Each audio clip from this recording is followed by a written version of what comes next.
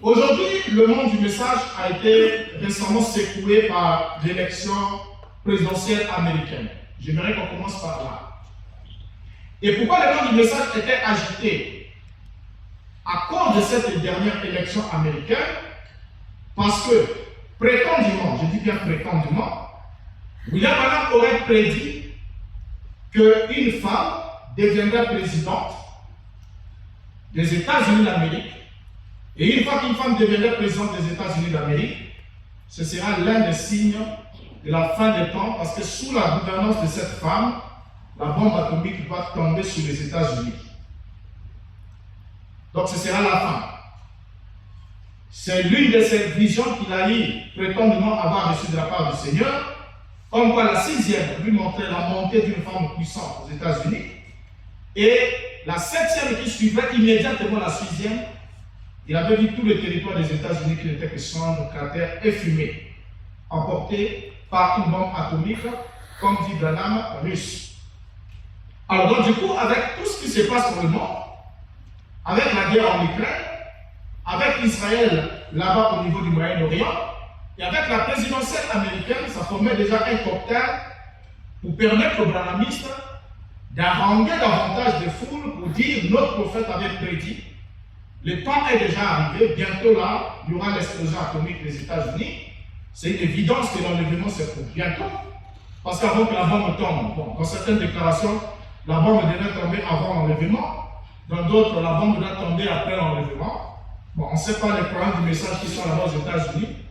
Bon, il va d'abord être explosé par la bombe atomique. Après, l'enlèvement arrive après. Mais, si le monde du message est rentré dans toute cette confusion, cela vient de William Branham. Et voilà pourquoi j'aimerais qu'on utilise cette prophétie-là. Qu'on voit, est-ce que réellement il y a une prophétie de William Branham qui attend l'élection d'une femme présidente aux États-Unis? Est-ce qu'on peut aller avec Branham? Amen. On peut marcher avec lui, n'est-ce pas? Alors, nous sommes à l'aube des années 60. Dans la prédication de la foi transmise aux saints une fois pour toutes, prêché le 1er mai 1955, au paragraphe 16, Branham dit: et j'ai dit, juste avant que le temps de la fin vienne, eh bien, rappelez-vous, j'ai dit encore ceci. Avant que le temps de la fin vienne, cela fait 33 ans que c'est écrit. Avant que le temps de la fin vienne, il y aura une femme qui sera un grand chef dans ce pays. Elle sera soit présidente, soit quelque chose de ce genre, une femme importante. Alors, la déclaration que Branham vient de faire ici, c'est la déclaration initiale de sa sixième vision. Parce qu'il a dit qu'il aurait reçu la vision en 1933, que le Seigneur lui aurait montré 7 choses qui devraient arriver dans le monde avant que lui n'arrive. Et parmi ces choses-là, la sixième chose qu'il lui a montrée, c'est la montée d'une femme en puissance aux États-Unis. Maintenant, vous remarquez si on vient de lire la version initiale, j'insiste sur ce point, la première version, le rendu de Branham au sujet de cette vision. Il nous dit, cela fait 33 ans que c'est écrit. C'est tout à fait naturel, la prophétie doit être écrite. Habakkuk chapitre 2 dit, écris la prophétie, grave-la afin qu'on la lise couramment. Donc si la prophétie est écrite, chaque fois qu'on la lira de la même manière. Parce qu'on ne modifiera rien, on n'ajoutera rien, et on attendra fidèlement la réalisation de la prophétie. Alors, il dit, cela fait 33 ans que cela est écrit. Et qu'est-ce qui est écrit? Une femme sera un grand chef dans ce pays. Elle sera soit présidente, soit quelque chose de ce genre, une femme importante. Alors, comme vous le pouvez le voir, vous pouvez constater ici dans la version initiale de William Branham au sujet de cette prophétie, il dit l'avoir écrit et il annonçait qu'il y aurait une femme qui serait un grand chef dans ce pays. Il parle des États-Unis. Elle sera soit présidente, soit quelque chose de ce genre, une femme importante. Déjà là, en introduction, Branham nous a dit que le prophète de Dieu, c'est quelqu'un qui prophétise avec exactitude. Donc avant qu'on voit d'abord l'accomplissement, il y a d'abord l'exactitude dans l'énoncé. Donc si l'énoncé prophétique n'est pas exact, la trompette aura un son confus, on ne sait pas à quoi réellement s'attendre. Déjà ici, un vrai prophète du Seigneur ne présuppose pas l'accomplissement du plan de Dieu. Il ne présuppose pas. Il a une connaissance exacte du plan de Dieu du fait d'avoir communiqué directement avec Dieu. Parce qu'avant que le prophète prophétise de la part de Dieu, il doit avoir communiqué directement avec Dieu. Et lorsqu'il le rend, il nous donne le rendu de la communication, alors il doit être précis. Il ne peut pas présupposer quoi que ce soit. Dans Nombre chapitre 24, le verset 16, la Bible nous dit: parole de celui qui entend les paroles de Dieu, de celui qui connaît les desseins du Très-Haut, de celui qui voit la vision du Tout-Puissant, de celui qui se prosterne et dont les yeux s'ouvrent. Or, lorsque Balaam ici, dans ce verset, nous donne la définition d'un prophète, il nous dit que c'est la parole de celui qui connaît les desseins de Dieu. C'est très important. Le prophète de l'Ancien Testament, avec la fonction prophétique, c'était un homme qui connaissait les desseins de Dieu. Or, les desseins, c'est ce que l'on se propose de faire. C'est le but, l'intention, l'objectif, le programme, le projet, la résolution, la visée, la volonté, etc. Voilà pourquoi dans Amos 3, verset 7, il est dit: car le Seigneur l'Éternel ne fait rien sans avoir révélé son secret à ses serviteurs, les prophètes. Donc là-bas, dans l'Ancienne Alliance, toute action de l'Éternel Dieu était précédée par la révélation de son plan, de son dessein à un prophète qui annonçait d'avance ce que l'Éternel devrait accomplir.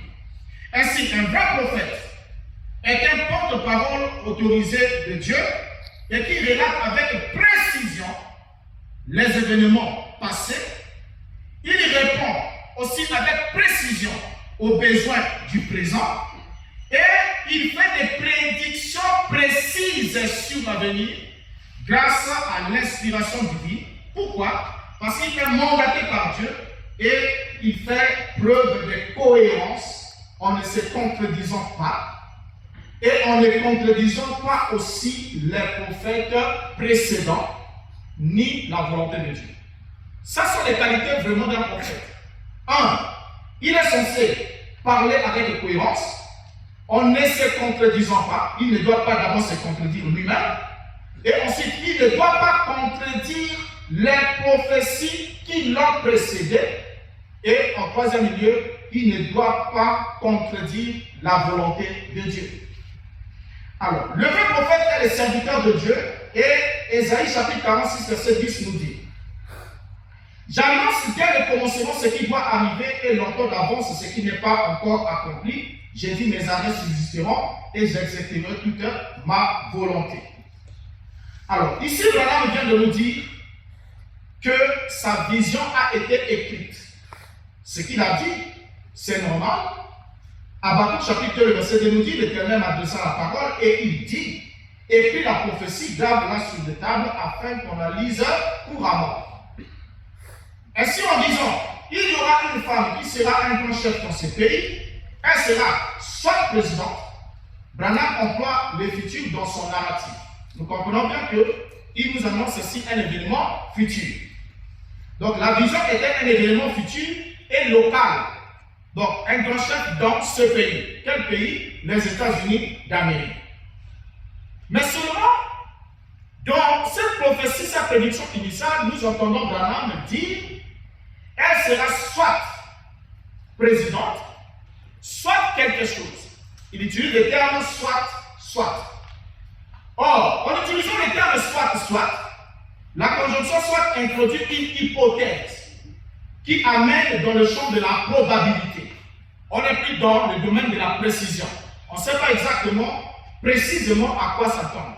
Parce qu'il est dans soit.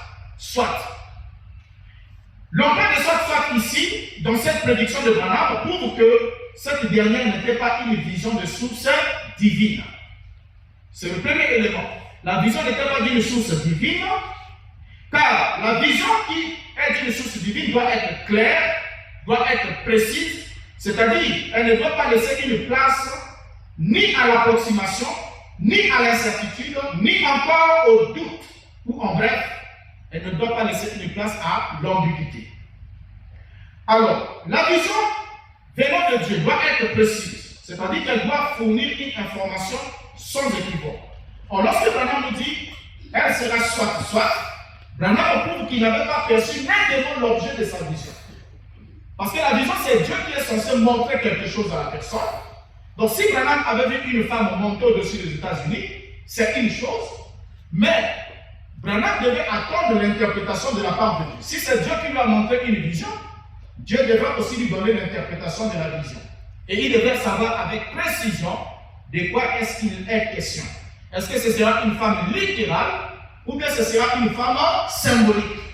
Dans ce moment-là, il nous donne avec précision à quoi nous attendre. Maintenant là, lorsqu'on voit déjà comment il établit, introduit cette vision, on se rend alors compte qu'on est en face d'un pronostic et non d'une